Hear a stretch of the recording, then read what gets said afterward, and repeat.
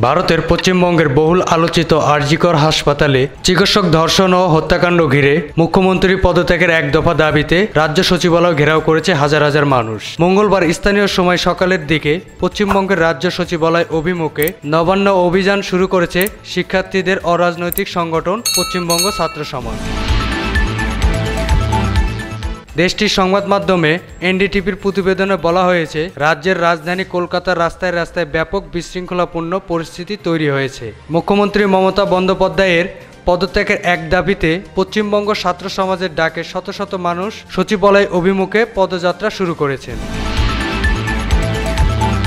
এ সময় বিক্ষোভকারীদের ছত্রভঙ্গ করে দেওয়ার লক্ষ্যে ডাঙ্গা পুলিশ টিয়ার গ্যাস সেল ও জল কামান ব্যবহার করে। বিক্ষোভকারীরা আইন শৃঙ্খলা বাহিনীকে লক্ষ্য করে পাল্টা ইট পাথর নিক্ষেপ করেছেন। আরজি কাণ্ডে দোষীদের শাস্তির দাবিতে শুরু হওয়া বিক্ষোভ প্রতিবাদ এখন এক দফা দাবিতে রূপ নিয়েছে। বিক্ষোভকারীরা বলেছেন, মুখ্যমন্ত্রী মমতা বন্দ্যোপাধ্যায় রাজ্যের নারীদের নিরাপত্তা নিশ্চিতে ব্যর্থ হয়েছেন। মমতা পদত্যাগ না করা পর্যন্ত তারা আন্দোলন চালিয়ে যাওয়ার ঘোষণা দিয়েছেন। শিক্ষার্থীদের এই এক দফা দাবির আন্দোলনে সমর্থন দিয়েছে রাজ্যের বিরোধী দল ভারতীয় জনতা পার্টি।